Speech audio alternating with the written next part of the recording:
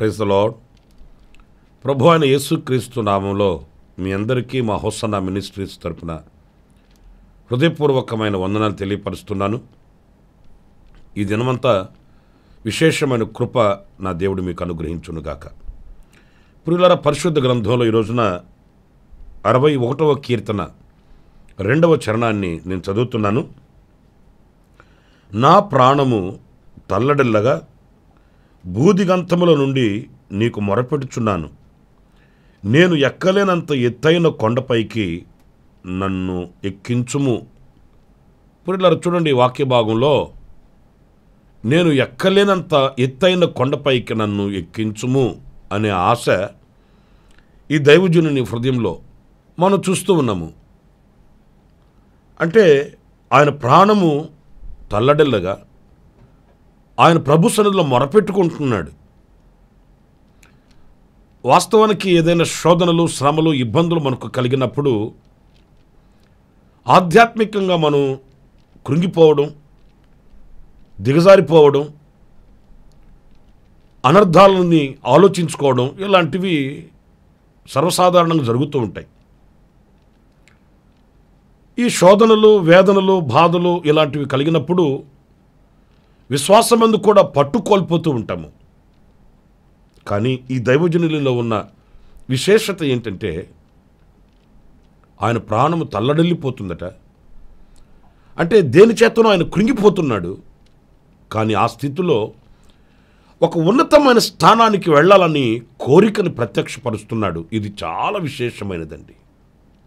ఎందుకంటే మనుషులుగా కొన్ని అనుభవాలు మనం భరించలేము, మనం సహించలేము. వాటిని ఎదుర్కొనే శక్తిని మనం కోల్పోతూ ఉంటాము. కానీ ఆ స్థితిలో కూడా బలాన్ని పొందుకొని, కృపను అందుకొని ఇంకాస్త నేను ఉన్నత స్థితికి వెళ్ళాలి, ఎత్తైన కొండను నేను చేరుకోవాలన్న కాంక్ష కలిగి ఉండడం నిజంగా ఇది చెప్పుకోదగిన విషయం అండి. ఉన్న స్థితిలో నుంచి దిగజారిపోయే వాళ్ళని చూస్తున్నాం. కానీ మరి తల్లడిల్లిపోయే అంత అనుభవాలలో కూడా ఆ ఉన్న స్థితిలో నుంచి పైకి వెళ్ళడం, ఉన్నతంగా ఎదగడం మన పితరుల యొక్క జీవిత అనుభవాలలో ఎన్నో శ్రేష్టమైన విషయాలు మనం నేర్చుకుంటామండి.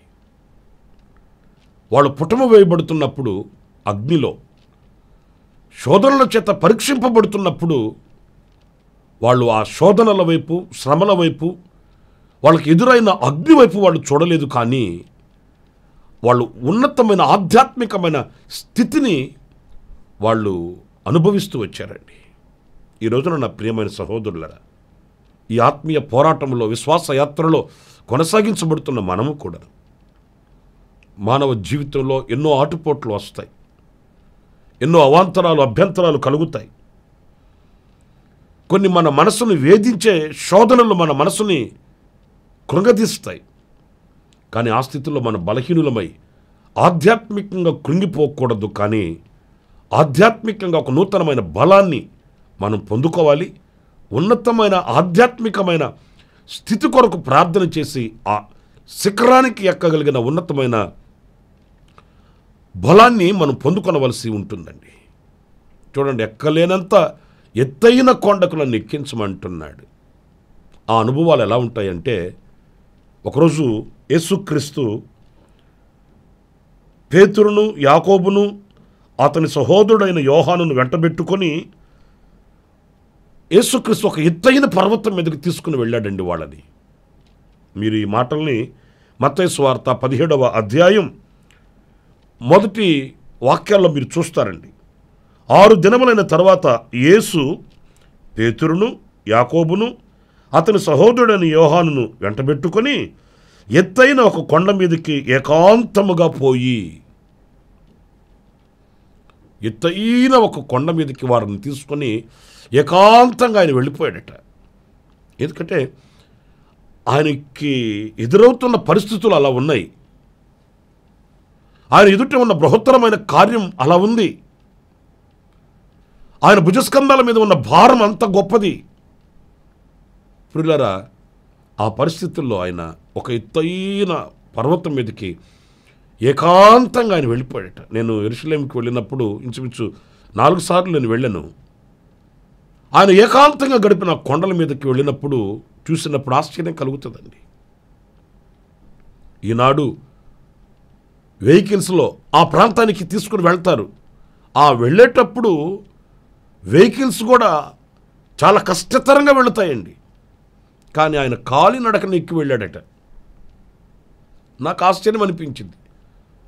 ప్రార్థన చేసుకోవడానికి, ఏకాంతంగా గడపడానికి ఇంత ఎత్తైన కొండను ఎక్కి రావాల్సి వచ్చిందా, అంత అవసరమా అని అనుకుంటే అది ఆధ్యాత్మికమైనటువంటి శక్తిని పొందుకున్న వారికి తెలుస్తుందండి.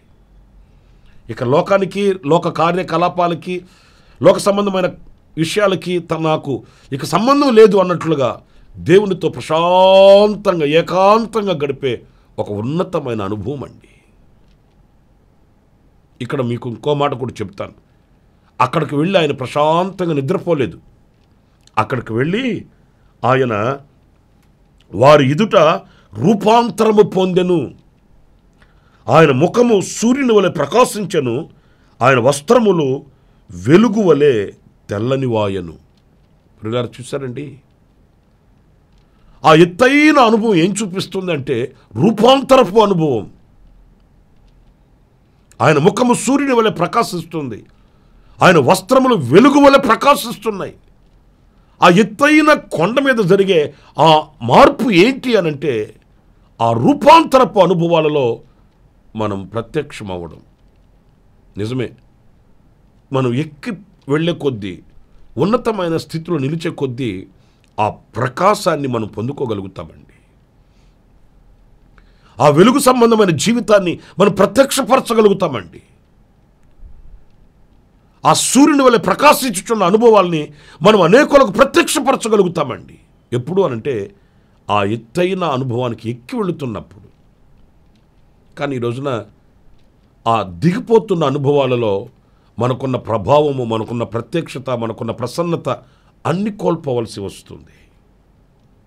ప్రియులారా, చూడండి, ఆయన శిష్యులను వెంటబెట్టుకుని అక్కడికి వెళ్ళి ఆయన రూపాంతరము చెంది ఆయనగా కాకుండా ఆయన ఒక మహిమాన్వితునిగా అక్కడ ప్రత్యక్షమయ్యాడు. అందుకే కాబోలు ఈ దావీదు నన్ను ఎత్తైన కొండకు ఎక్కించమని కోరుకున్నాడు. ఎన్నో శోధనలు, ఎన్నో బాధలు మనకు ఉన్నప్పటికీ కూడా ఆ ఆధ్యాత్మికమైనటువంటి ఉన్నత స్థితిని మనం కోరుకుంటే ఆ ప్రకాశమానమైన జీవితం మనకు కలుగుతుంది. ఆ యొక్క ప్రసన్నత మరి కలిగిన వారమై ఉండగలుగుతామనే విషయాన్ని ఈ వాక్యం మనకు తెలియపరుస్తుంది. ఇంకొక మాట, ప్రకటన గ్రంథం 21వ అధ్యాయం 10వ వాక్యాన్ని నేను చదువుతున్నానండి. ఆత్మవశుడనై ఉన్న నన్ను ఎత్తైన గొప్ప పర్వతం మీదకి కొనిపోయి యెరూషలేము అను పరిశుద్ధ పట్టణము దేవుని మహిమగలదై పరలోకమందున్న దేవుని యొద్ద నుండి దిగివచ్చుట నాకు చూపెను. చూడండి, వాక్య భాగంలో ఆత్మవశుడై ఆయన్ని ఒక ఎత్తైన గొప్ప పర్వతం మీదకు తీసుకుని వెళ్ళాడంట. ఈ ఎత్తైన గొప్ప పర్వతం మీదకు తీసుకుని వెళ్ళినందువలన అతను చూసిన దర్శనం ఎలాంటిది అనంటే దిగివచ్చుచున్న పరిశుద్ధ పట్టణం. ఇది పరలోక రాజ్యమును గురించిన ఒక దర్శనం అండి. పిల్లలు, ఎప్పుడైతే మనం ఆ ఉన్నతమైనటువంటి పర్వతపు అనుభవానికి వెళ్ళగలుగుతామో, ఎప్పుడైతే ఆ ఉన్నతమైన శిఖరానికి మనం చేరుకోగలుగుతామో, ఆనాడు పరలోక రాజ్యమును గురించిన ఒక మంచి దర్శనం మనకు ఉంటుందండి. ఈ లోక సంబంధంగా ఉన్న వ్యక్తులకి పరలోక రాజ్యమును గురించిన దర్శనం ఉండదండి. వాళ్ళు ఏమంటారంటే, ఏమోలేండి, ఎవరు చూశారేంటో, సచ్చిన తర్వాత తక్కిడో బిక్కుడో అంటారండి. ఈ లోక సంబంధమైనవి వాళ్ళకి ఘనముగా కనిపిస్తాయి. కానీ ఆత్మ సంబంధమైన వ్యక్తికి, ఒక పర్వత అనుభవాల్లో ఉన్న వ్యక్తికి, ఎత్తైన శిఖరానికి ఎక్కిన వ్యక్తికి స్పష్టంగా కనబడుతుంది పరలోక రాజ్య దర్శనం. ఆ దర్శనం ఎంతో శ్రేష్టమైనది. పిల్లలు, ఈ లోకంలో మనం ఇలాంటి దర్శనం కలిగి ఉండాలండి. ఈ దర్శనం మనల్ని ఎన్నడూ కూడా విడిచిపెట్టకూడదు, వీడనాడకూడదు, తోలనాడకూడదు, మనకు మరుగవ్వకూడదండి. ఎప్పుడు ఆ దర్శనం చేత మనం ప్రభు రాకడ కొరకు వేచి చూడాలి. మనల్ని మనం పరిశుద్ధపరచుకోవాలి, మనల్ని మనం సిద్ధపరచుకోవాలి.